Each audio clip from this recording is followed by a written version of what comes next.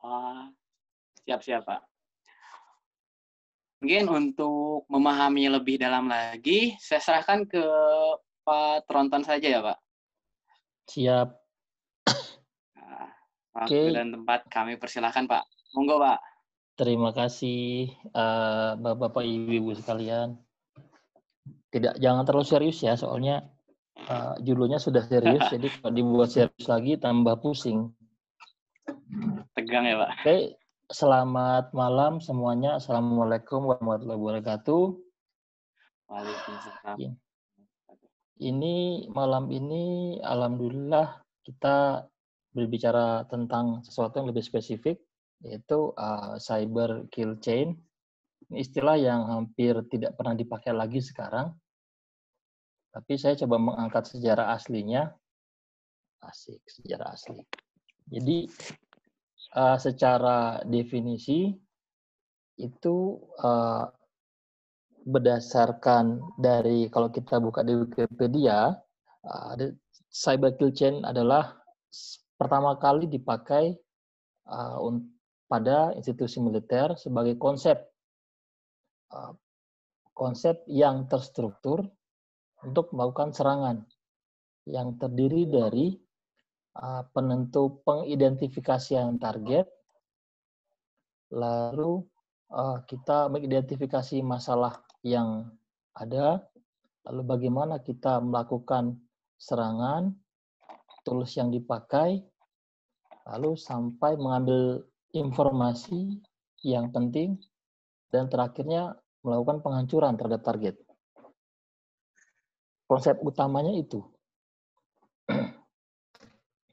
Langkah-langkah yang biasa dilakukan sama seperti kalau kita melakukan serangan cyber. Itu yang pertama, kita melakukan identifikasi dari target. Identifikasi apapun yang berhubungan dengan target kita kumpulkan. Misalnya, saya umpamakan saya mau mengirim malware ke seseorang yang ada di tempat yang berbeda. Tentunya saya harus tahu dulu dia pakai perangkatnya perangkat apa. Misalnya kalau dia pakai, anggaplah dia pakainya iPhone, seri berapa, OS-nya pakai OS berapa. Karena itu akan menentukan tipe malware yang akan kita sebarkan yang tipe yang bagaimana. Oke, tahap keduanya, weaponization, itu kita mempersiapkan tipe exploit yang sesuai. Misalnya kalau kita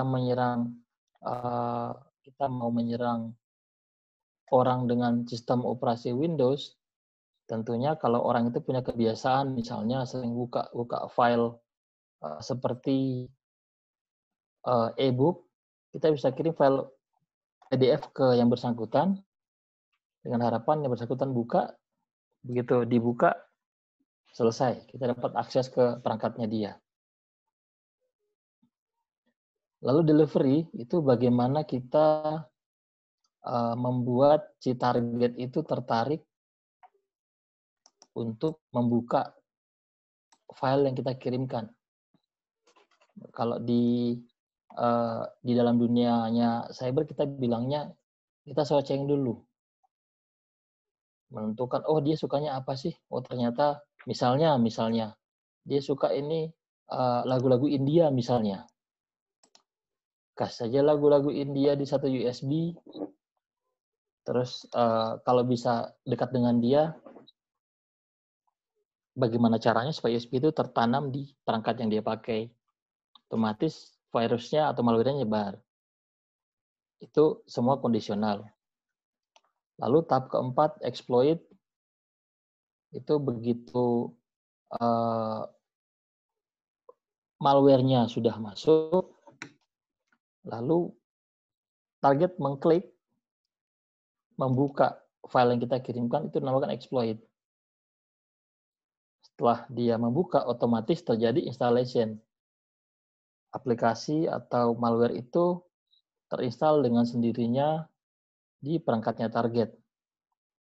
Setelah terinstall, otomatis perangkat target akan menjadi klien dan mengirimkan informasi ke server yang sudah kita siapkan. Dari situlah si pengirim malware akan bisa melakukan kontrol terhadap perangkatnya si target itu dengan bagian ini, command and control.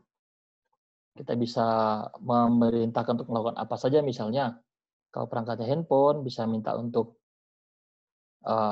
ambil gambar dari kamera depan misalnya, lalu memerintahkan untuk misalnya reboot perangkat, seperti itu. Lalu langkah yang paling terakhir, kalau memang diperlukan perangkat dihancurkan. Sebenarnya bukan dihancurkan juga sih.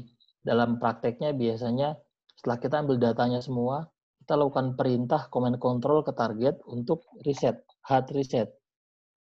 Jadi semua data di situ hilang. Filenya dia hilang, aplikasi yang kita kirimkan juga hilang. Semuanya habis. Seolah-olah kalau handphone tuh perangkatnya seperti baru lagi, dan selesai. Si target kaget, kita dapat datanya, udah. Targetnya, perangkatnya kembali seperti baru, kalau handphone.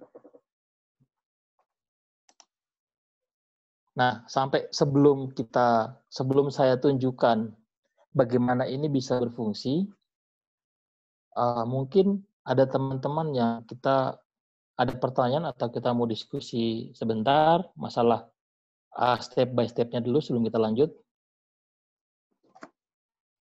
Ya, silakan yang mau bertanya bisa langsung di kolom chat atau langsung buka open mic aja.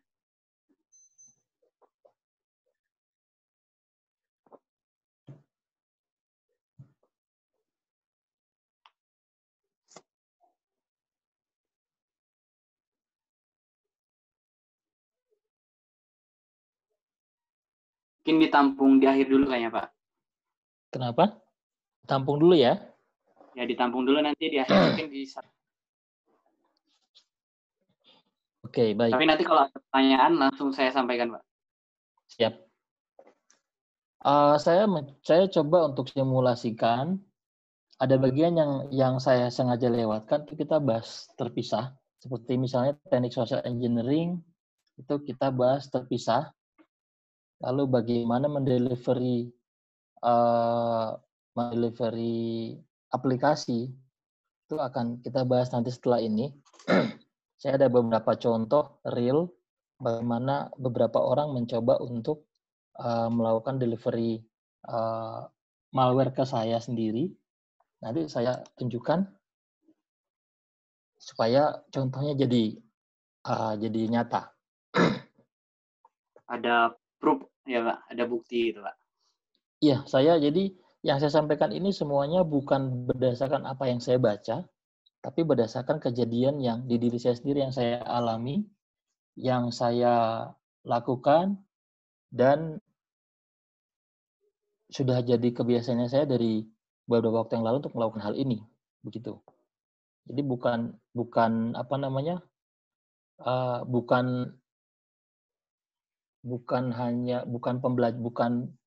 fase belajar, tapi kita fasenya fase praktek. Oke, ini kita coba sekarang untuk di bagian di layar sebelah ada perangkat defense, dan di layar saya ini ada perangkat untuk attack. Sorry mengganggu. Udah nih, tak split ya? Ya.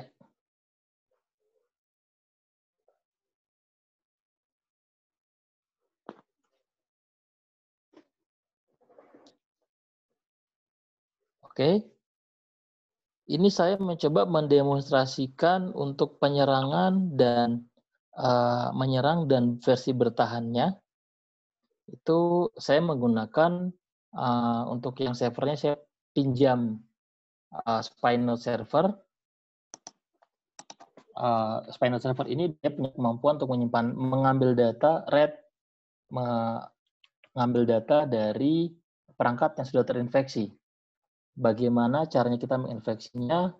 itu ada seperti di sini, bagaimana caranya kita delivery dan exploit, itu kita sambil diskusi. Karena ini harus benar-benar harus dipraktekkan, tidak bisa hanya sekedar kita diskusi. Oke, sekarang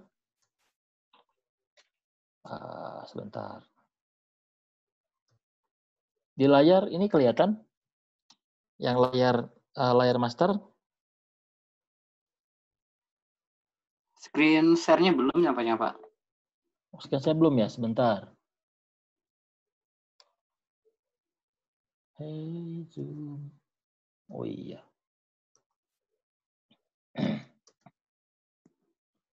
Oke, di sini saya melakukan contoh untuk delivery salah satu malware yang dibuat di sini. Biasanya kalau yang teman-teman yang belajar pakai Kali Linux itu ada namanya MSV6 atau dia pakai payload yang bawaan dari perangkat. Kita pakai payload yang berbayar juga ada dan biasanya lebih bagus. Ini kalau pakai ini buatnya dari sini, kita bisa buat add payload seperti itu. Add payload di sini setting semuanya, kita combine yang baik, lalu kita delivery kepada target. Setelah target menerima payload itu, yang terjadi seperti ini.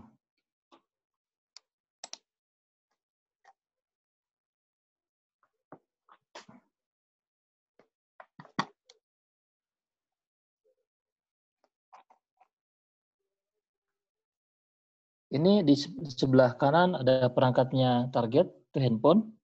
Kanan apa kiri ya? Kiri. Kiri, Pak.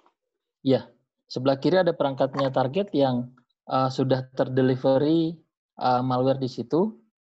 Kebetulan kita cocokkan ya, benar nggak ini jangan-jangan saya bohong. Di sini serinya seri Samsung SMA sekian. Serinya Samsung seri sekian. Sama ya? Di layar kebaca kan? Terbaca, Pak. About Samsung SMA 75F. Oke? Berarti sama, tidak ada manipulasi ya? Oke. Setelah malware terinstal di sini, data akan masuk, IP address yang terlogging yang ada terbaca berapa, tipe handphone, lalu versi OS-nya versi berapa, ini kondisi baterainya bagaimana, 81%, sinyalnya dia pakai tipe 4G, koneksi ke Wi-Fi. Sekarang kita lihat apa yang bisa kita lakukan setelah malware terinstall di target. Saya klik kanan, lihat di sini ada file manager, SMS manager, kontak, lokasi, account, kamera, shell, list aplikasi. Kita bisa dengarkan suara di sekitar perangkat itu. Kita bisa ambil data, dia nulis atau ngetik apapun yang ada di situ. Kita bisa rubah settingannya. Bahkan di sini kita bisa masukkan dia ke blacklist misalnya. Lihat kondisi settingan di bagian dalamnya handphone. Lalu kita bisa lihat chatnya dia. Kita coba satu-satu dari yang paling atas. Benar nggak sih saya bisa lihat handphone isinya apa saja? Dalam handphone ini, kalau kita buka sama seperti kita buka file My File, kita akan lihat beberapa data. Isinya ini di bagian dalam. Folder WhatsApp, ada folder fokus, ada folder backup, dan teman-temannya. Ini handphone saya sendiri, datanya data real, bukan data saya kondisikan. Jadi saya nggak berani buka banyak-banyak ya. Buat sekedar tahu saja.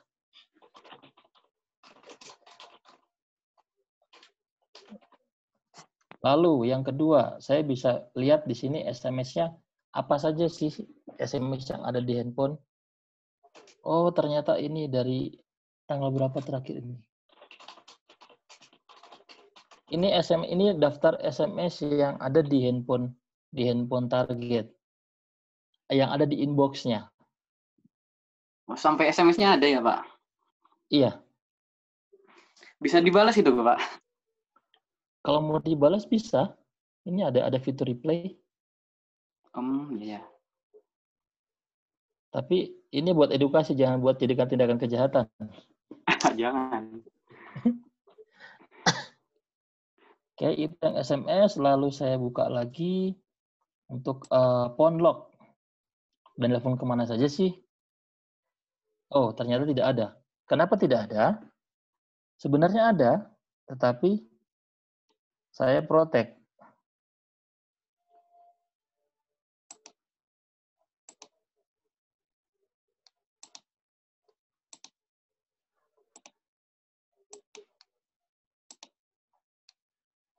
Ini ya, lihat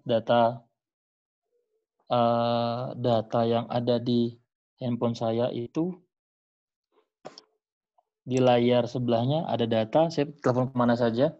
Tapi kenapa di sini tidak ada?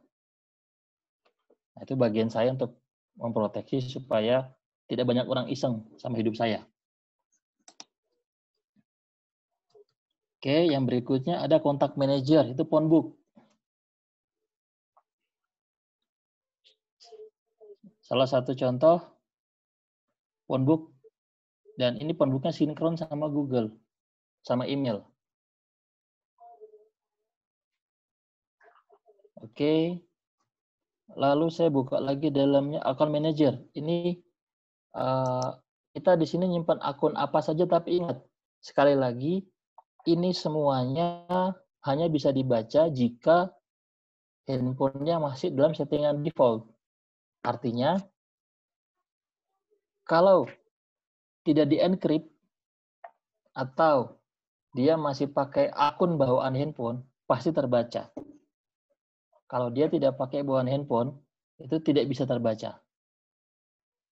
Contoh,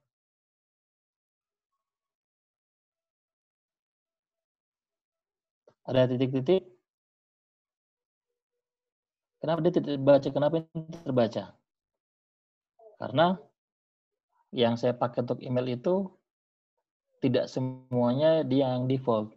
Yang email pekerjaan semuanya pakai aplikasi yang berbeda. Oke, lalu di sini ada kamera manager. Kenapa tidak bisa terbuka? Karena di sini terkunci. Dilihat di layar, ini ada, saya pasang proteksi kamera. Andai kata saya nyalakan, kita buka ulang, bisa dibuka. Oke. Kesimpulannya, kayak saya bilang di awal tadi, ketika semua settingan handphone itu masih default, ketika malware masuk, habis kita. Kalau ini saya matikan lagi proteksinya, saya aktifkan kameranya.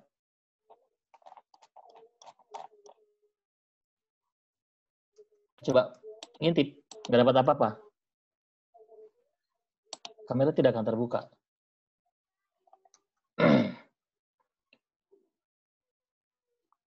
Saya buka list berikutnya application, itu list daftar. Di sini saya install aplikasi apa saja di handphonenya yang kita serang.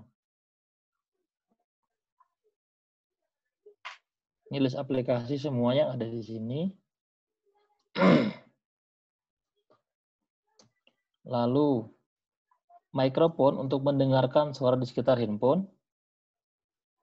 Ketika anggaplah misalnya target kita sedang rapat, kita kebetulan mengintip, kalau kita aktifkan speakernya, kita bisa mendengarkan dia ngomong apa. Dari situlah sering terjadi kasus tangkap tangan. Karena fitur seperti itu yang dipakai. Sini ada keylogger. Keylogger itu apa yang sudah pernah kita ketikkan di sini. Saya ambil datanya, saya tarik, sini ada Oh, ternyata di sini ada tanggal sekian. Yang saya lakukan adalah lock screen, bla bla bla, seterusnya. Termasuk apa yang saya ketik ada di sini, tapi jangan dibuka. Nanti pada penasaran. Biar tahu Iya, Pak. saja lah.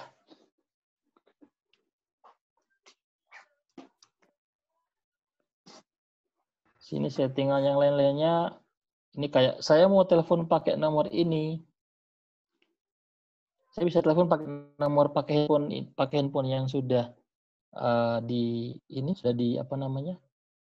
Sudah di kena malware. Saya bisa telepon kayak telepon ke nomor siapapun di situ. Misalnya nomornya siapa ya? 123 besok operator ya.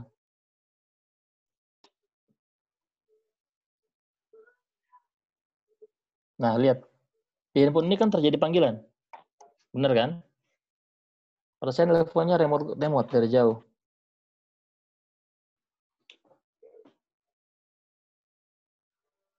Oke, lalu yang berikutnya, itu fiturnya kurang lebih seperti itu. Nah, bedanya antara RAT dengan malware, RAT ini dia datanya real time. Jarang sekali dia nyimpan data kayak keylogger, saya target habis foto, terus fotonya dihilangkan, itu kita tidak akan dapat data itu. Tapi kalau kita pakai malware, dia pernah fotonya di-capture langsung masuk pindah ke server. Itu dua aplikasi yang berbeda, tapi tujuannya sama. Hanya kalau bicara di dunia nyata, RAT ini lebih ke arah OTT lah kita bilangnya, tangkap tangan, kejadian sekarang. Kalau malware itu lebih ke arah bersifat mengumpulkan bukti. Ada historinya kita bisa dapat. Oke, sementara yang biasa saya tunjukkan untuk kita melakukan remote monitoring, penyerangan dan korban seperti ini. Sebelum saya pindah ke bagian defense-nya, bagaimana untuk pencegahan supaya kita bisa meminimalisasi serangan ini, atau kalau serangan ini ternyata terjadi tanpa kita sadari, kita bisa setidaknya efeknya tidak 100%, tapi mungkin cuma 10%. Sebelum kita pindah ke sana, monggo mungkin teman-teman ada pertanyaan, ada kalau curhatan nggak, nanti panjang ya. Ada pertanyaan, ya monggo silahkan. Ini Mas, di chat ada pertanyaan ini Mas. Monggo. Jadi dari ini Mas Mbak ya? Mbak Nadita Chandra, Spynote itu OS atau aplikasi ya Mas? Dan di mana cara mendapatkannya? Spynote itu aplikasi, itu contoh. Banyak sekali di luaran sana itu aplikasi dengan fungsi yang sejenis, yang mirip. Saya hanya mencontohkan satu ini saja yang paling bisa dibuat sampel. Sebenarnya saya sendiri membuat malware, bukan RAT, saya punya malware sendiri, tapi saya tidak berani mendemokan karena datanya itu jauh lebih vital daripada ini. Dapatkannya gampang, browsing aja. Di banyak yang jual kok, cari aja kata kuncinya RAT server. Nanti akan muncul banyak mainan yang bisa diotak-atik, yang bisa dibeli kalau memang niat mau beli. Begitu. Ini ada lagi Pak. Dalam. Bang, kalau buat jalanin HP yang error bisa nggak? Kalau setirnya itu nggak bisa digunakan. Nah, apakah bisa dijalankan oleh RAT ini gitu? Tapi masih bisa menyala kan handphonenya? Masih kayaknya, cuman touchscreen-nya aja. Di sini dijelasnya apa? Setelah ini terinstall kan kita tidak perlu bersentuhan lagi sama handphone itu. Artinya kita menjalankannya software to software. Jadi meskipun dia nanti dia ke lock atau dia touchscreen tidak berfungsi, tidak jadi masalah. Oke, satu lagi mungkin Pak sebelum lanjut. Monggo. Dari Mas Haji. Apakah juga bahaya spy note install di komputer atau host? Mungkin maksudnya di sisi penyerangnya gitu ya. Saya nanggapinya dua hal yang berbeda. Kalau maksudnya diinstal di sisi host itu sebagai pengawas, selama pengguna itu membeli, bukan pakai bajakan, insya Allah bersih. Saya sudah pernah coba, tapi kalau pakai yang bajakan, ya tahu sendirilah. Biasanya ada bonusnya. Bonusnya itu entah kadang-kadang APK file Excel-nya rusak, Excel-nya komputer ya, Excel-nya server. Atau mungkin ada efek yang lain kita lebih rentan kena malware, bisa jadi. Tapi kalau di sini maksudnya server ini untuk yang perangkat berbasis Windows, ada lagi tapi namanya beda. Kalau kita bicara remote access itu kan tidak hanya Windows. Ada remote access untuk perangkat Android, ada untuk perangkat berbasis Apple, ada untuk perangkat berbasis Linux, ada untuk perangkat berbasis Windows, ada macam-macam tergantung tujuannya. Makanya step-stepnya tadi kan dijelaskan, kita identifikasi target dulu, lalu mau ngapain, lalu setelah tujuannya jelas, targetnya jelas, tujuannya jelas, lalu untuk sampai ke sana kita perlu pakai senjata apa ini, tools yang dipakai apa, lalu bagaimana cara kita delivery itu sampai ke target. Seperti itu. Ada lagi pertanyaan? Ada lagi Mas nampaknya. Monggo. Kalau semisal aplikasi yang ditanami payload itu terhapus, apakah malwarenya tetap jalan Mas? Dari Mas Muhammad Rifki. Secara untuk yang versi biasa ya, untuk yang versi biasa itu kalau kita curiga perangkat kita tertanam sama malware atau payload apapun itu, langkah paling mudah itu kita flash ulang handphone. Karena tidak banyak orang yang bisa langsung identifikasi, oh ini payloadnya dari sini nih. Kecuali dia punya aplikasi untuk track back di handphonenya ada aplikasi apa saja, lalu larinya kemana, baru nanti oh ternyata ini, atau mungkin dia pakai antivirus yang berbayar, yang bagus, itu beda cerita. Tapi orang awam yang hanya rata-rata 70% lebih pengguna handphone yang tahunya pakai handphone, apalagi yang sangat cinta sama bajakan, dia tidak akan pernah sadar masalah itu. Kalau sadar solusinya cuma paling cepat itu kita nge-flash, handphonenya di-flash ulang. Semua aplikasi kembali ke default-nya lagi, semua malware, semua data, semuanya hilang. Jadi handphonenya bersih, aman lagi. Tapi ada jenis malware atau rat yang memang susah terhapus gitu Mas? Biasanya perangkat kalau dia melekat di hardware itu biasanya sangat susah dihapus. Berarti ke chipset yang ada di hardware-nya gitu ya? Iya, ada beberapa perangkat dari negara tetangga kan sebenarnya tidak banyak yang tidak boleh beredar karena dicurigai ada malware-nya di situ, bahkan dia bisa report informasi yang meskipun handphone itu di-flash berulang kali tidak berubah karena dia ada di hardware.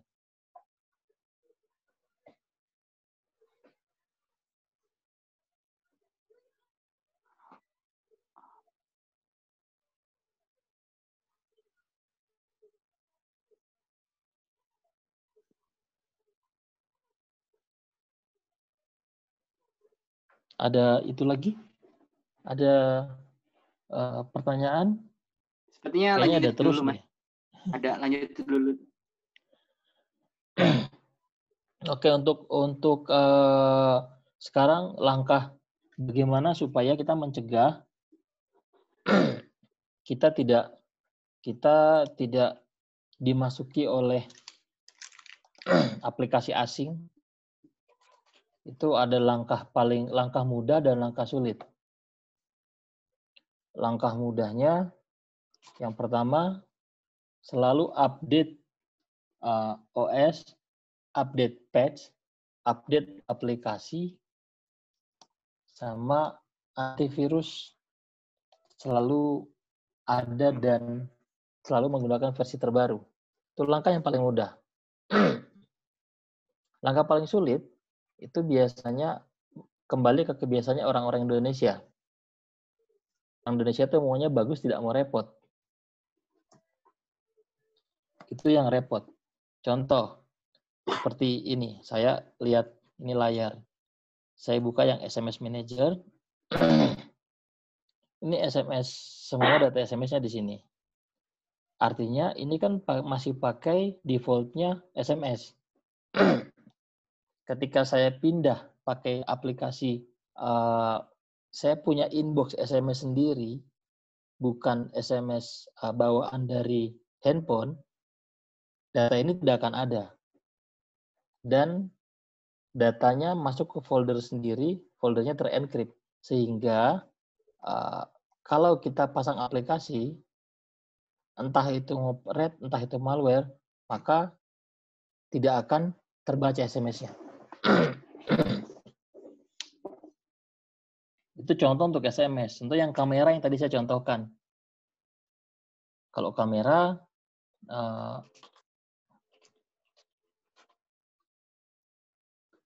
orang-orang yang menanamkan sesuatu di handphonenya orang lain, siapapun itu, dia pasti menggunakan salah satu yang paling suka dipakai itu foto menggunakan kameranya target atau mendengarkan suara dari handphonenya target. Solusinya adalah bukan kameranya ditutup. Itu yang kadang saya suka senyum-senyum sendiri kalau ada teman-teman yang misalnya mau masuk ke dark web saja, dia mesti kamera laptop ditutup gitu. Pakai stiker ya, Mas? Biasanya begitu, dan itu saya cuma senyum. Kenapa nggak matikan aja hardware-nya dari control panel, kan selesai. Jadi jangan terlalu parno. Selama kita tahu, kayak saya di handphone yang defense ini, kalau dilihat di layar, saya ada pasang kamera protection. Ketika saya on-kan, maka saya ambil contoh ya. Ketika saya nyalakan kamera, saya buka kamera.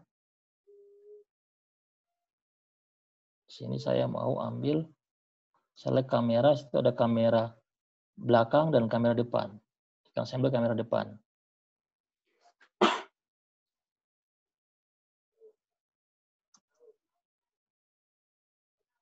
Itu yang terjadi. Inilah hasilnya.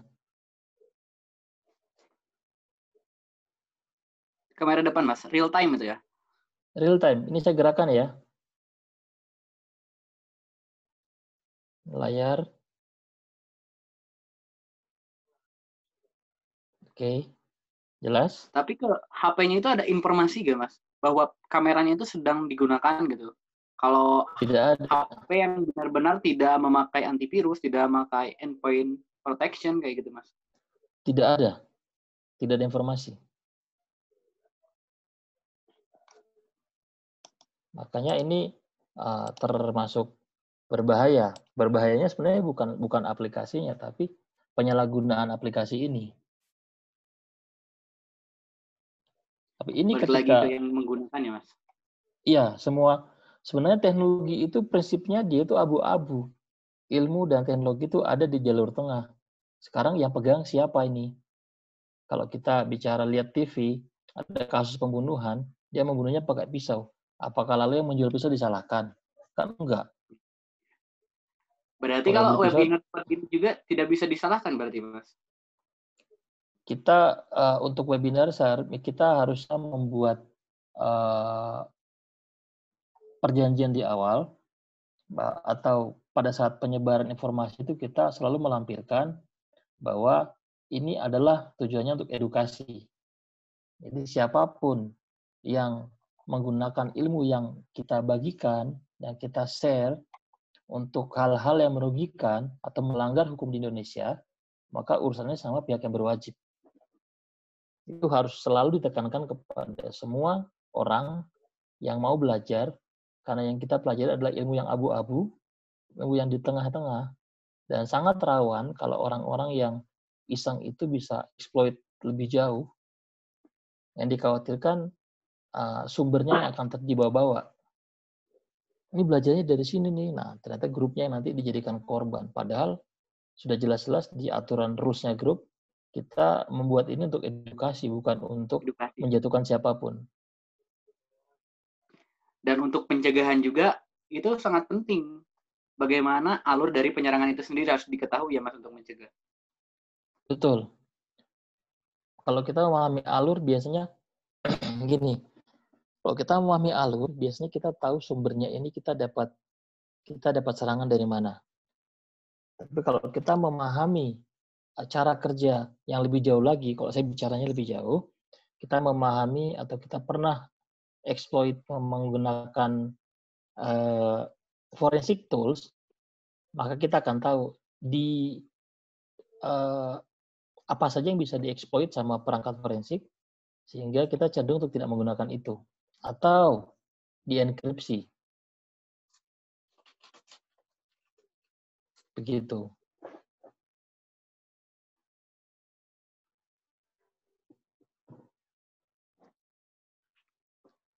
Monggo, ada pertanyaan?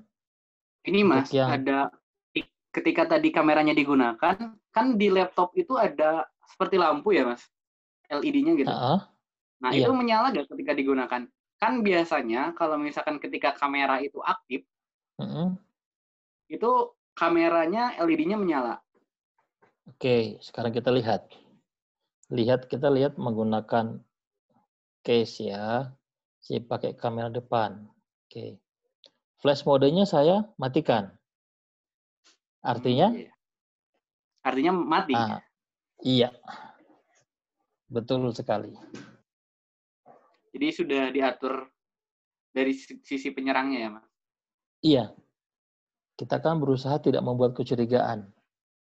Ingat sekali lagi, ini tujuannya, biasanya orang-orang yang menggunakan ini, rata-rata untuk keluarga yang ibaratnya pimpinan mau mengawasi bawahan, orang tua mengawasi anak, mencegah mungkin dia melakukan hal tidak diinginkan, mencegah dari dia pergaulan yang salah, mencegah dari penyalahgunaan obat-obatan terlarang. Aplikasinya ke situ, bukan untuk menghancurkan bisnis orang lain, mencampuri kepentingannya orang lain, terus diangkat buat jadi bahan gosip di media misalnya. Itu sudah salah besar. Penggunaannya sebatas untuk mengawasi anak, itu masih tidak ada masalah. Tapi kalau sudah digunakan menyalahi ketentuan hukum, itu urusannya sama beliau-beliau di Polda.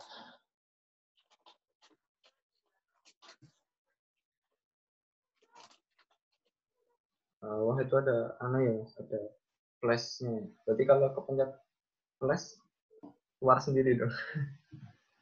Iya, makanya ini kita harus sebelum dipakai memang harus dibiasakan. Ya, yang susahnya begini. Kira-kira ini sharing saja ya. Saya tahun 2006 waktu masih main malware ini, pertama kali saya main malware, itu ada ibu-ibu itu mengawasi suaminya yang sudah berbulan-bulan ini gerak-geriknya mencurigakan. Sekarang bayangkan ada ibu-ibu mengawasi suaminya, bapak-bapak. Dan ibu ini punya kendali atas perangkat ini. Punya kendali atas server. Dia tahu suaminya pergi, ketemu dengan siapa, foto sama perempuan siapa. Terus karena dia kebawa emosi, dia mencetuk foto seperti ini. Ternyata flashnya menyala. Efeknya apa? Suaminya pasti curiga dong. Pulanglah ke rumah dan terjadilah perkelahian hebat, akhirnya mereka berpisah. Itu kisah nyata. Artinya, orang yang mengendalikan, yang memegang ini memang harus orang yang bisa mengendalikan emosi. Kalau misalnya yang diawasi itu keluarga. Biasanya kalau keluarga, pasangan, itu cenderungnya kita lebih cepat emosi. Wah, ini kok kurang ajar, dia pergi sama si A, bilangnya mau makan bakso sama si C, ternyata pergi sama si A, malah malah nongkrong di sana lagi gini-gini. Wah, itu pasti bawaannya emosi, terus rahasia. Ini saya bilang rahasia ya. Ini kita mengawasi orang tuh sambil ngumpet-ngumpet. Rahasia itu terbongkar sendiri karena orang itu tidak sabar. Ya tadi sistem sudah sempurna, sistemnya sudah bagus, ternyata human-nya enggak. Kelemahannya di human-nya.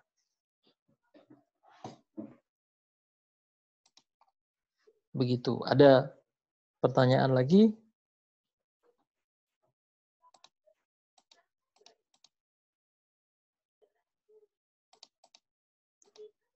Benar juga sih, logis ya, kalau apa namanya pasangan itu kan udah nggak pakai pikiran lagi, kan pakai perasaan.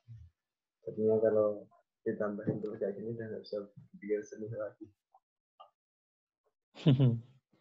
Ya begitulah, cuma tidak dianjurkan karena tadi saya sempat baca chat itu, ada yang bilang memang server ini tidak ditutup sama penegak hukum di negaranya. Ya mungkin karena di negara sana aturannya sudah jelas, regulasinya jelas. Mungkin karena banyak orang yang menggunakan ini sebagai media untuk menjatuhkan orang lain. Jadinya efeknya begitu, wajar. Itu tidak salah.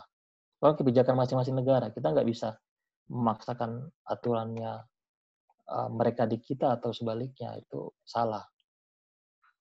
Ya, kembali ke tempat masing-masing. Ada yang tanya lagi nih, ini di YouTube. Jadi bukannya Android sekarang tuh proteknya canggih ya? Apakah nggak kedeteksi kalau red gitu? Apalagi misalnya pakai Avast Mobile semacam itu, Pak.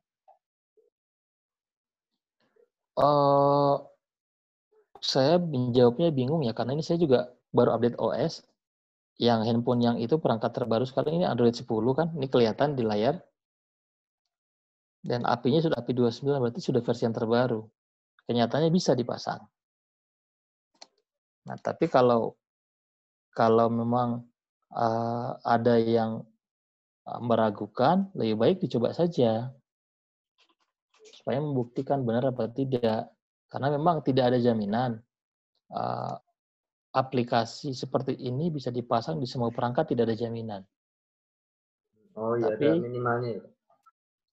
betul, ada minimal requirement-nya, dia perlunya bagaimana, lalu kebutuhannya apa saja.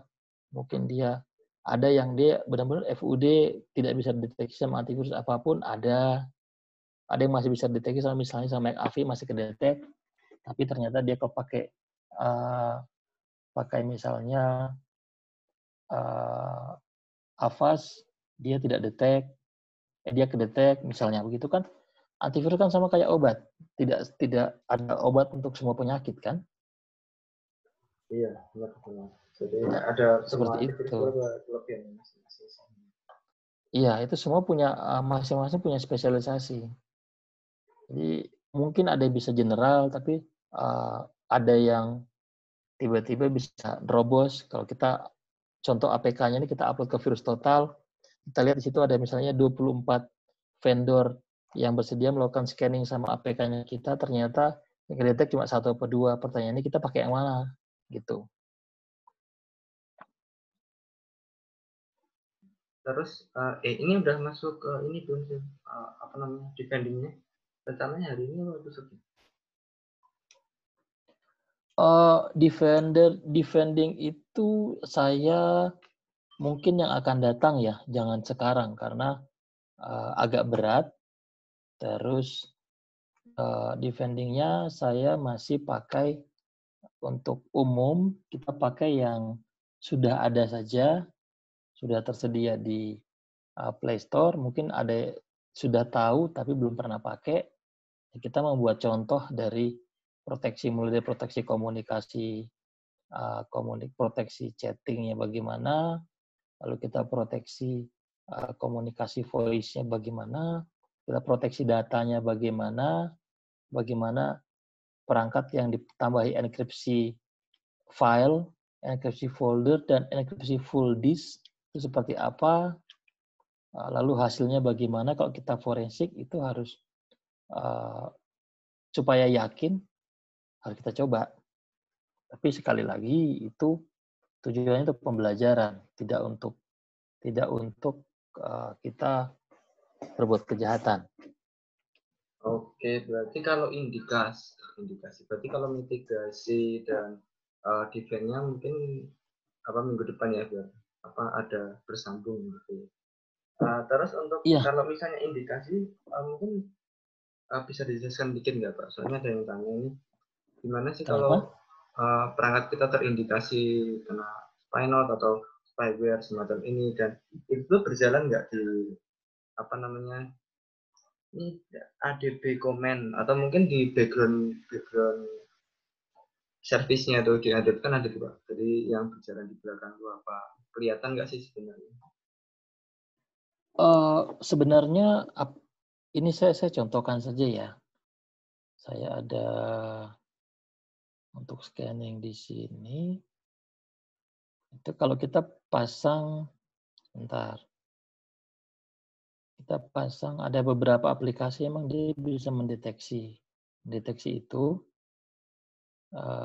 Dia akan, ini saya buka.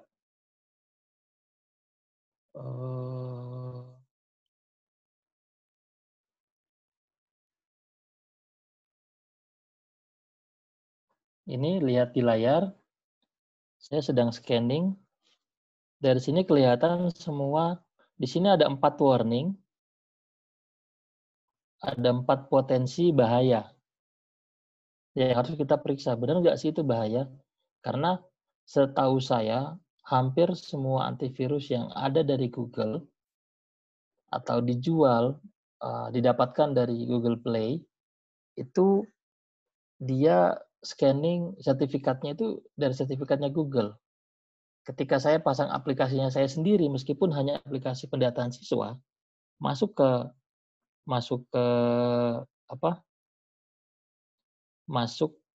handphone saya, maka akan dideteksi sebagai aplikasi mencurigakan. Padahal sebenarnya tidak. Fake detection. Itu masalah yang terjadi di perangkat berbasis Android ini. Antivirus yang dibeli dari Google Play hampir tidak bisa membedakan mana benar-benar virus dan mana yang bukan. Karena patokannya dia sertifikat dari Google. Ini saya contohkan ini. Ada aplikasi yang saya modifikasi. Dan ternyata di sini dikatakan dia melalui request-nya minta di-delete. Iya kan?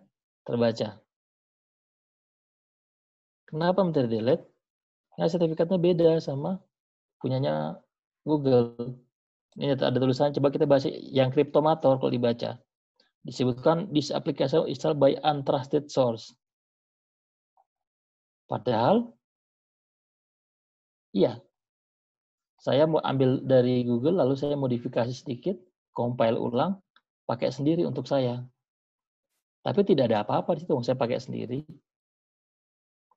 Ini no VPN, sama seperti itu juga. Invisible Pro saya pakai itu juga, Shelter Locator. Jadi tidak semuanya, tidak jaminan bahwa yang dideteksi sebagai antivirus itu tidak semua yang dideteksi sebagai virus atau malware benar-benar virus. Yang sebaiknya kalau ada deteksi seperti itu, seperti ini ada threat muncul, mending APK-nya diambil, kirim saja ke virus total. Supaya hasilnya bagaimana, baru kita bisa yakin itu virus apa bukan. Jadi tidak menduga, untuk orang umum begitu aja. Cara yang sederhana.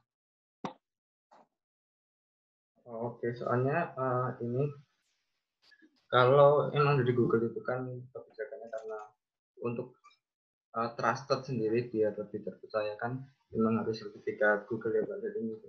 Betul. Untuk apa namanya untuk confidential atau integrity-nya biar terjaga gitu. Makanya harus biar nggak ditemper aplikasinya. Jadi memang kebijakan beberapa antivirus memang harus wajib dari Google.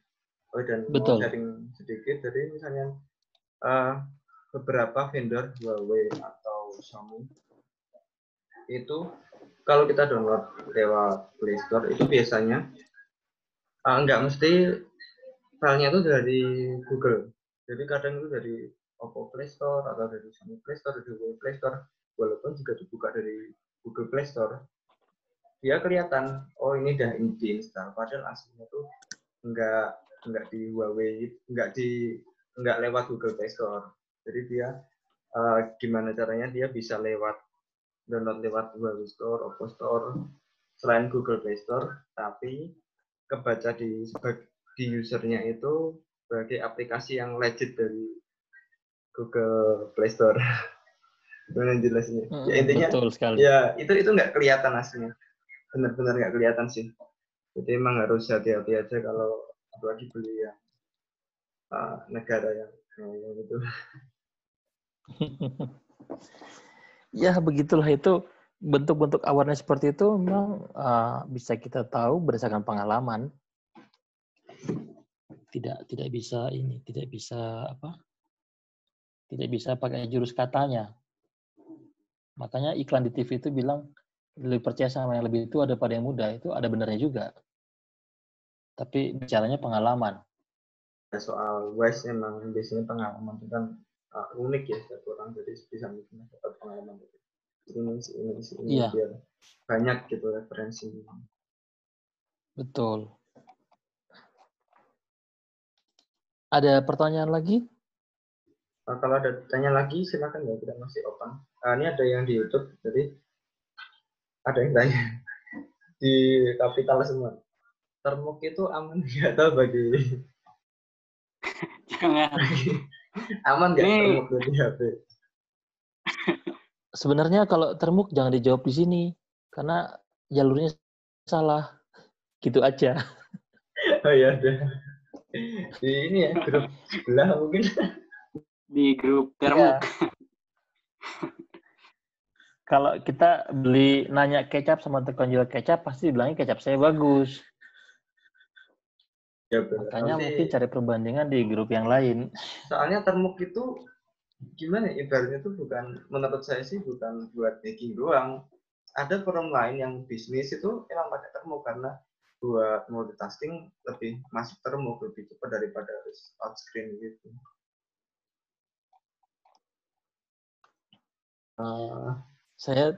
Saya tidak pakai termuk, jadi saya pakainya termos. Jadi kurang tahu. Buat ngopi ya. Nggak apa-apa, Iya. nggak apa-apa Mas IQ pertanyaan. Terima kasih, tapi bisa ditanyakan di grup ya kalau mau, nanti banyak yang jawab. Terus ini pertanyaan dari Agnieszka, Mas, apakah ada resiko juga? Ini mungkin resiko dari mana ya? Mungkin dari attackernya, resiko apa gitu?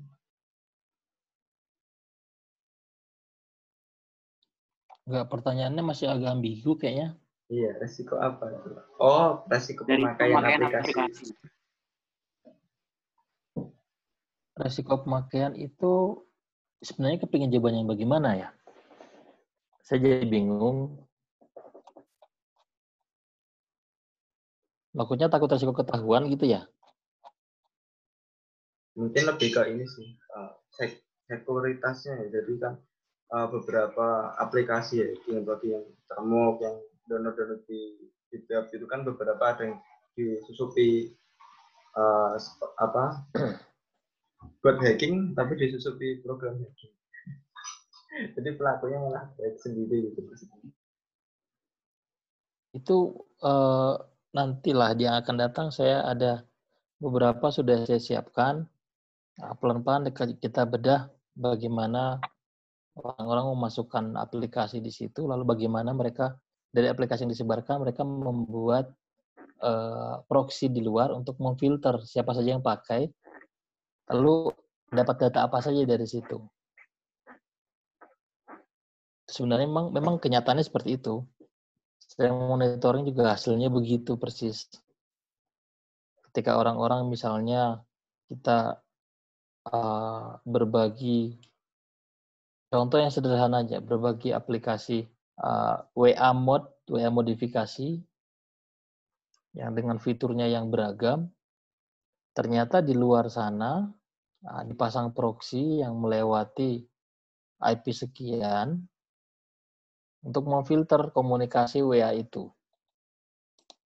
Dan hasilnya nanti kita tunjukkan.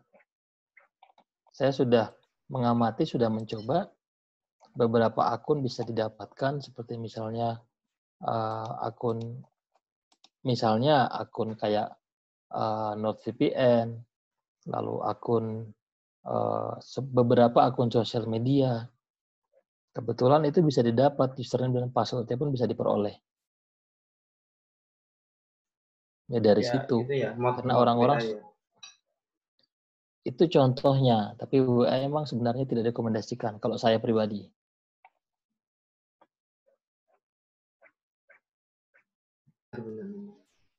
Jadi ada tanya sih, Nadita Chandra, bagus ini sebenarnya. Apakah jika ada pengambilan file dari HP korban, kan kita misalnya buka kamera itu kan otomatis stream ya. Jadi itu makan kuota paket dari HP nggak sih? Atau dari penyerang aja? Jadi kan mungkin kita bisa tahu, oh kalau kita HP-nya boros mungkin bisa jadi kena spyware semacam itu. Betul, itu jawabannya. Pemindahan data dari target ke server itu memerlukan data, dan data itu kan ditagihkan kepada pemilik handphone. Jadi orang-orang yang teliti terhadap handphonenya, misalnya baterai sering panas, atau layar kadang-kadang kedip sendiri, atau pulsa kok cepat habis padahal cuma pakainya biasa-biasa saja. Itu adalah salah satu ciri-ciri bahwa handphone yang dipakai sudah disusupi sama malware.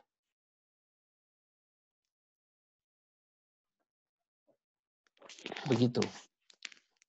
Walaupun mungkin yang lebih bagus itu. Berarti dengan lihat analisis itu merupakan pencegahan juga ya, Pak?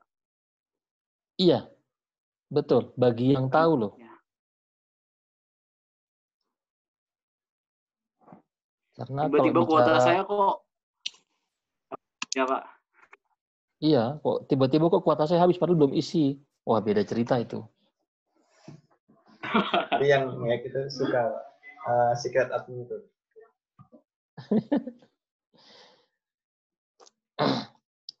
Kalau kita teliti memang kita tahu, kita sudah paham kok ini handphone saya kok tiba-tiba panas sendiri ya. Ini ada apa sih ya kayak gitu. Itu kalau orangnya aware itu dia masih ini ada mencurigakan. Coba saya cari untuk analisa penggunaan data di handphone. Kebanyakan pakai aplikasi apa yang akses. Oh ternyata ini cek ini Excel-nya di mana kalau di Windows, ini Excel-nya di mana, atau kalau di APK itu APK-nya namanya apa, dicek lagi di APK name-nya, dapat dalamnya seperti apa, baru itu nanti dihapus. Kalau aware lah ya, ini semuanya kalau orang itu aware. Ya mungkin dengan webinar edukasi ini bakal semakin aware ya Pak? Iya, ini saya sendiri itu mengikuti perkembangan di luar teknologi membahas tentang exploit yang terbaru, lalu bedah malware. Sebenarnya semakin mengerikan kalau kita bahas, bukan semakin mengerikan, semakin membuka mata untuk, oh ternyata begini ada. Tetapi masalahnya ketika kita bicarakan, kita bahas untuk umum, ada tipe manusia yang santai, ada tipe manusia yang realistis, ada tipe manusia yang parno. Yang parno ini yang biasanya, ya begitulah, ketakutan dan sebenarnya antisipasinya Asal kita tahu misalnya, malware paling banyak masuk dari mana? Aplikasi bajakan. Solusinya bagaimana? Jangan pakai bajakan. Case close. Selesai. Sederhana. Tapi yang bikin rumit siapa? User. Kenapa? Ada yang gratis ini kok, ngapain pakai yang bayar? Nah, itu. Terus tiba-tiba datanya kena ransomware misalnya. Kok punya saya kena ransomware? Padahal saya nggak ngapa-ngapain. Yakin nggak ngapa-ngapain? OS-nya doang ori. Office-nya ada pakai aktivator. Terus yang untuk zip Crack. filenya aktivator juga. Terus nanti untuk pengolah gambar pakai patch. Sama aja bohong. OS-nya ori doang bangga. Ya kayak gitu. Software-nya crack. Nah, Indonesia kan begitu. Pakai contoh Windows original. Udah bangga dia kan, tempel lah stiker segede gaban tuh. Win 7 dengan serial number-nya di bawah. Itu doang ori. Office-nya ya Windows-nya ori. Misalnya. Padahal isi dalamnya kan semuanya dibuat sama orang dan semuanya lisensinya. Itu Kayak rumah sumbernya. bagus, isinya berantakan gitu, Pak. Sampah semua gitu.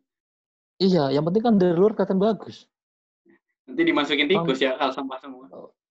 Iya kan penghuninya bukan hanya manusia, mungkin ada teman-teman yang kecil-kecil itu.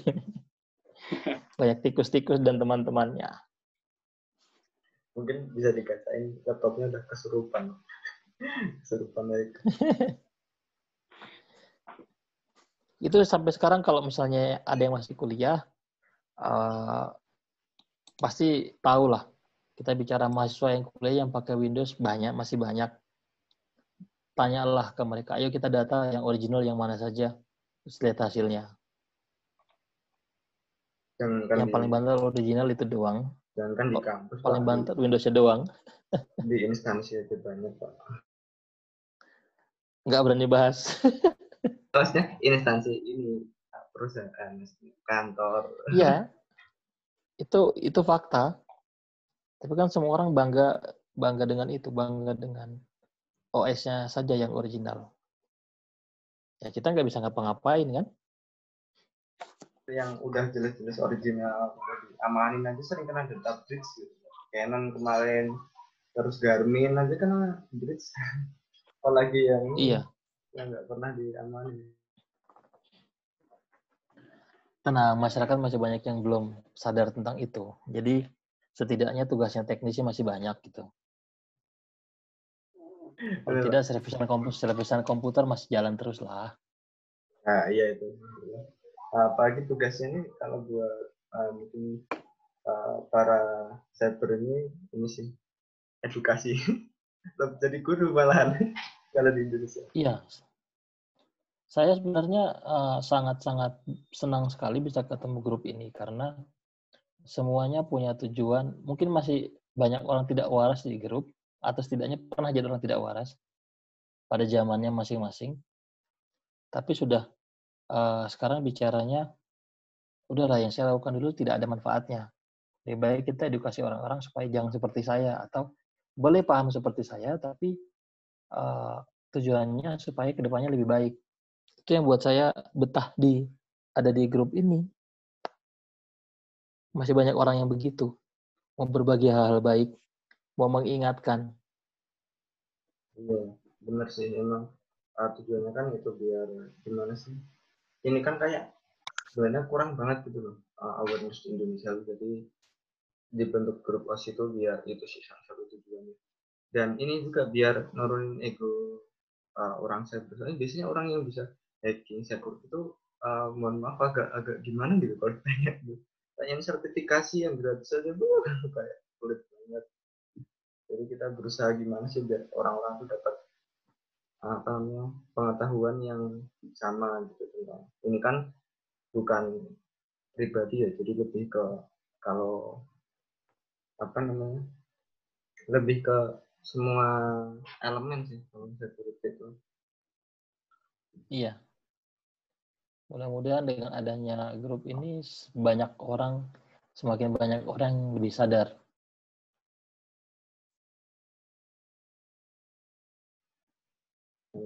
Oke, masih ada itu ada yang mau ditanyakan lagi? Kayaknya tadi ada banyak-banyak chat-chat muncul, cuma ya tidak ini. Berapa lama korban install app ini ke HP-nya? Apakah dalam hitungan jam mengingat besarnya aplikasi ini? Berarti kayaknya yang nanya punya pengalaman kelihatannya, mengingat besarnya. Ini Iya, nggak tahu ya. Nggak dikesebutin. Iya, saya tahu ukuran-ukuran seperti itu kalau kita payload murni dari MS Venom punyanya Kali Linux itu kecil-kecil. Tapi ketika kita injek sama yang lain jadinya gede. Karena apa? Payload itu dia hanya ambil kontrol misalnya SMS lewat atau yang simple-simple. Kalau kita bicara kontrol image itu APK-nya sudah besar lagi. Kontrolnya sudah lari ke remote control misalnya untuk pengambilan gambar atau kita self destruct, dia tiba-tiba reset, itu tambah besar. Nah, cuma sekali lagi ini yang di layar ini hanya contoh, bukan patokan semuanya. Masih banyak di luar sana yang jauh lebih bagus, jauh lebih canggih, itu masih banyak. Sekarang tinggal wani piro. Karena kalau di luar sana ada harga, ada rupa. Saya tidak jualan, tapi kita bicaranya di sini sistem yang sama di luar sana banyak orang yang jual, ada yang sediakan dengan fitur beragam, harga yang beragam, yang biasanya semakin mahal harganya, fiturnya semakin bagus. Begitu. Dasar aja sih emang apa di kayak di internet tuh banyak yang jual ads gitu, jadi udah paketan mau berapa 100.000 ya tinggal bayar sekian bitcoin, nanti tinggal masukin aja, malah bahkan ada yang otomatis ya, jadi udah masuk ke sendiri ke server apa namanya, server masternya ya Pak, masternya gitu, Iya, betul. udah otomatis masuk Betul. dari negara mana, udah tinggal dibuka aja satu-satu, punya dari cewek ini cowok gitu. Jadi ini tujuannya bukan menjadi sampel utama, ini hanya sampel untuk edukasi. Bahwa ternyata ada cara seperti ini yang digunakan oleh banyak orang-orang di luar sana untuk mendapatkan informasi dari orang lain. Dan cara masuk paling mudah itu dari aplikasi bajakan. Udah. Intinya di situ. Apalagi banyak ini kan kayak WhatsApp mode, YouTube mode gitu. Saran Iya. sih ada namanya virus total, terus hybrid analisis. Kalau misalnya mau download kayak gitu, desain aja dulu ke virus total hybrid analisis. Nanti kelihatan kok proxy mana aja yang dikirim. Bandingin sama Betul. yang original aja deh. Biar Betul. ngerasain. Bedanya lumayan, kapasitasnya hampir 2 kali lipat. Terus dia nanti minggu depan atau nanti kapan kita ada lanjutan dari ini, saya akan share langkah detail bagaimana bagaimana arahnya aplikasi yang ada di handphone itu larinya kemana saja, yang menyebabkan handphone itu jadi boros karena larinya kemana, seperti itu. Itu ada semuanya kok. Saya selalu capture dari dulu, ada ada informasi yang mencurigakan saya capture. Buat apa? Bukan tidak mau ngurusi orang, buat bahan belajar. Oh ternyata begini. Oh ternyata begini. Ini ntar mana ya? Saya ada contoh delivery software, delivery malware supaya orang lain buka. Biasanya mereka mengirim email ke saya dengan pura-pura menyampaikan, oh ya barang sudah dikirim. Ini ada surat pernyataannya tolong tanda tangan, atau akun email berubah, atau apalah yang kira-kira bikin kita curiga. Ada orang yang lagi ngirim email, saya tahu password email Anda ini Saya ketahuan Anda buka XXX lalu begini. Ya ampun, please deh. Saya buka aja nggak pernah mau nyari-nyari. Apalagi bikin gosip begitu. Cari gosip yang lebih bagus kenapa? Oh, blackmail ya, blackmail. Iya, tapi dia serta itu kalau blackmail kan dia biasanya kasihkan akun Bitcoin minta biasalah. Tapi ada kalau yang biasanya mengirim email itu email akun kita dia akun untuk phishing email misalnya cpanelnya sudah penuh atau minta di-upgrade segera login kembali itu kan akun phishing. Ada juga yang mengirimkan sertifikat lagi invoice pembelian barang minta supaya kita tanda tangan tapi sebenarnya tidak pernah terjadi saya juga tidak pernah belanja. Itu dia sertakan file untuk kita tanda tangan formatnya doc tapi kapasitasnya 69 kilobyte. Sekarang logikanya bagaimana coba?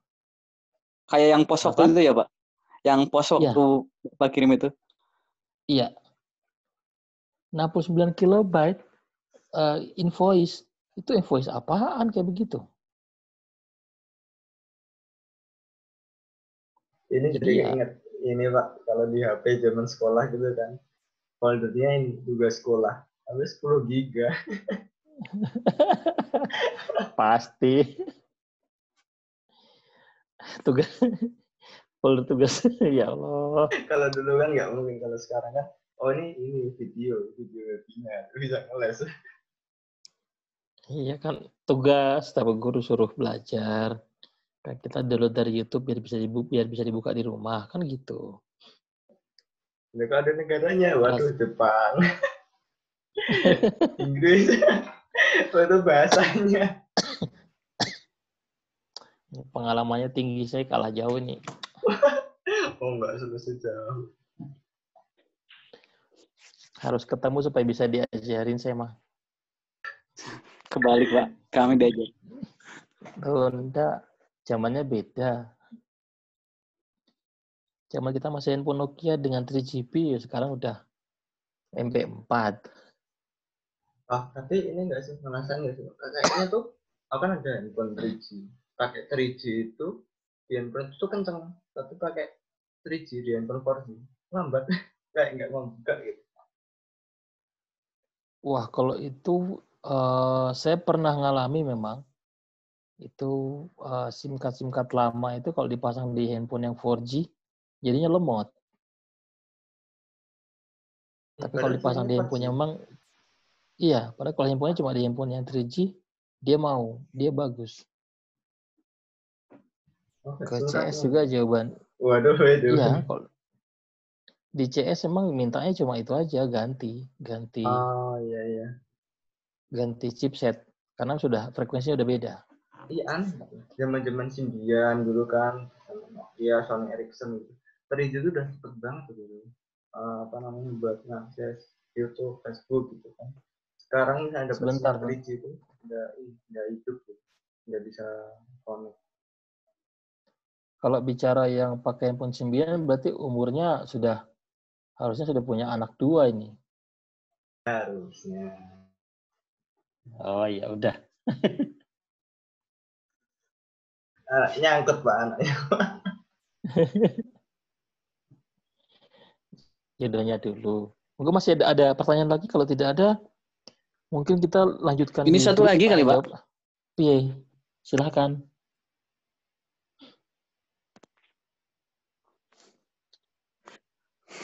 Tadi terkait VPN sudah ditanyakan belum, Pak?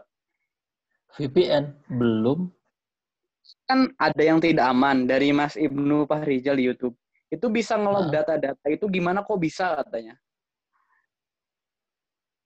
Sebentar, coba pertanyaan diulangi, dirangkai satu kalimat yang bisa dipahami coba. Jadi mau nanya dong, VPN kan ada yang tidak aman, maksudnya mungkin yang gratisan ya Pak. Nah itu tidak, ya yang Mas ini pahami itu bisa ngelog data-data kita gitu Pak. Nah itu konsepnya kok bisa data-data kita ke log VPN itu kayak gimana gitu? Mungkin itu yang saya paham. Oke.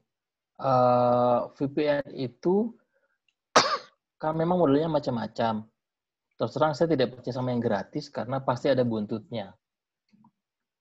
Dan orang-orang yang mau menggunakan VPN lebih baik dibaca dulu rules-nya VPN itu bagaimana. Karena sampai sekarang ada beberapa VPN yang masih menjual data pelanggan atau saya baca di media online ada perusahaan VPN yang dia dengan mudah memberikan data log ini dari mana kepada orang yang meminta. Kalau seharusnya tidak.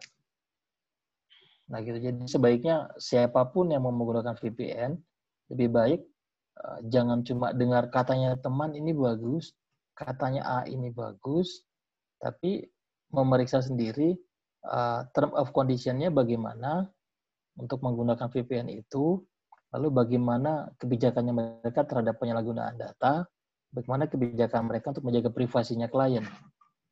Setelah yakin, baru dipakai. Kalau ragu-ragu, jangan. Dan dengan menyesal, saya pribadi tidak merekomendasikan menggunakan yang gratis. Dengan alasan tidak ada jaminan apapun. Terhadap privasi, terhadap keamanan data, tidak ada jaminan. Karena logikanya saya nggak nyampe. Saya tidak ketemu logika dan jawaban yang pas untuk gratis dan bagus itu belum ada jawabannya di saya. Mungkin ada teman-teman yang punya jawaban lebih bagus, apa bisa memberikan logika pakai gratis dan bagus, itu mungkin bisa menyampaikan alasannya kenapa. Cuma saya pribadi belum ketemu jawaban yang gratis dan bagus, apapun itu. Iya, jadi sharing juga sebenarnya 2 minggu lalu, seminggu lalu itu sempat heboh bridge kan, VPN tuh banyak yang kena bridge karena yang akunnya nolak VPN, mereka sebenarnya oleh data ataupun PII dari email, query text, password, IP address sama home address, phone model, device ID itu kemarin heboh banget di di kalangan infosec luar tuh. Mereka emang ada satu orang yang dia ngotot banget nggak pakai VPN karena sampai diledekin teman-teman infosecnya kenapa nggak mau pakai VPN padahal nolok. Terus kemarin baru keluar info bahwa ya mereka ngoleksi data sebenarnya yang akunnya nolok VPN. Jadi kita ini sih agak ambigu. Apalagi yang gratisan ya. Iya, VPN itu kan sekarang kita bikin VPN sendiri. Anggap aja kita bikin VPN sendiri. Berapa banyak biaya yang keluar? Terus kok bisa gratis? Itu bagaimana logikanya? Padahal iklan juga mau taruh mana kan? Orang ditutup lagi kan habis di on kan? Nah, itu. Jadi, kalau sebenarnya kalau menurut ya tadi, kembali ke yang awal. Kalau kita pakai yang gratis, kita berharap aman, kayaknya enggak deh. Kayak kita, ini aja, kita lagi keluar, kebelet ini, pengen segera disalurkan, kita ke toilet umum saja biar 2.000. Mau yang gratis di pinggir jalan, ada jaminan enggak? Baru setoran kepatok ular, nangis-nangis. Misalnya. Iya. Jadi jangan mental pecinta gratisan tuh dikurangi, kalau bisa dihilangkan. There's no free lunch, tidak ada yang gratis. Semua tuh pasti ada imbasnya. Kita pakai mesin mencari Google berharap itu gratis, tapi orang-orang tidak sadar kalau Google mengumpulkan datanya kita, sehingga nanti ketika kita buka Google, kita akan ketemu iklan yang pas dengan apa yang sering kita buka. Itu kan mereka punya learning machine untuk itu. Itu salah satu contohnya begitu. Internet aja bayar kok bisa kasih layanan gratis, kan kurang masuk akal. Emang aku juga pernah lihat salah satu EFF dari ketua solusi EFF gitu kan, yang dia gencar banget komunitas itu tuh mempertahankan privasi gitu. Emang privasi itu bukan dibayangkan kayak kita tuh di suatu kotak sendirian tuh nggak bisa. Jadi kalau kita ke internet udah resikonya bakal data kita kesebar atau kita bakal jadiin bahan buat iklan, buat marketing gitu. Itu emang resikonya, cuma kita bisa batasi mana sih yang kita bolehin, yang concern, yang misalnya Google boleh ngakses data ini, YouTube boleh akses data ini. Itulah privasi yang harus kita jaga dan kita atur gitu. Bukan semuanya harus kita kayak di kotak, nggak ada yang ganggu, itu nggak bisa ke internet ya berarti kamu tuh connect ke komputer orang, ya udah berarti ada kompensasinya. Betul. Satu lagi Pak, untuk yang tadi materi tadi, kalau misalnya kan ada permisinya tuh, kalau permisinya misalnya tak matiin kamera gitu, masih bisa nge-fix kamera gitu? Tidak, tadi kan sudah saya kasih contoh ketika saya matikan kameranya secara software, si pengendali tidak bisa ngintip lagi ke kamera kita.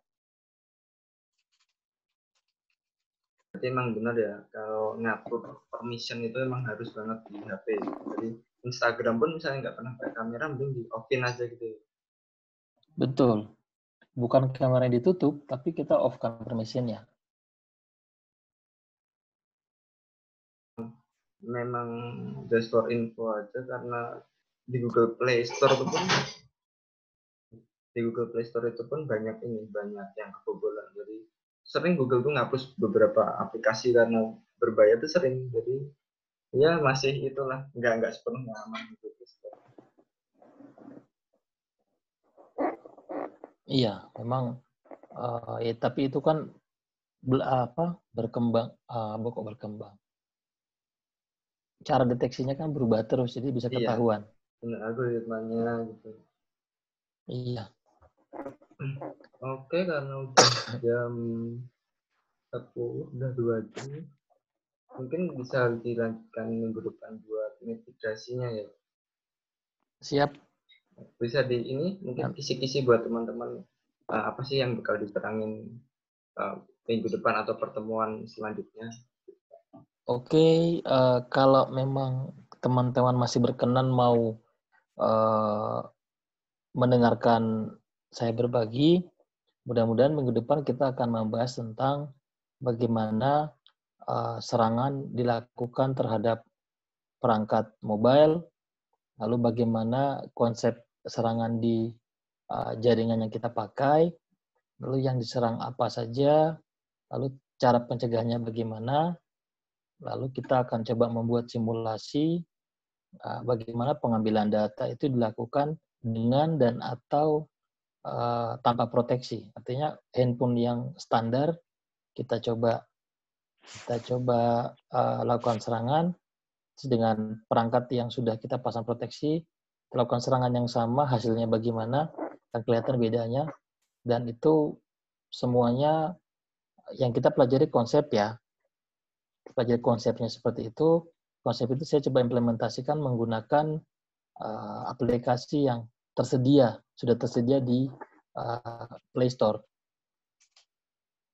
Kalau yang khusus itu beda cerita, itu tidak dibicarakan di sini. Saya hanya supaya konsep itu jadi masuk akal, bisa dimengerti jalan ceritanya, kita perlu praktek, dan prakteknya pakai apa yang ada aja di Google Play. Kurang lebihnya begitu. Biar bisa dipraktekkan semua kalangan. Iya. Awareness. Betul.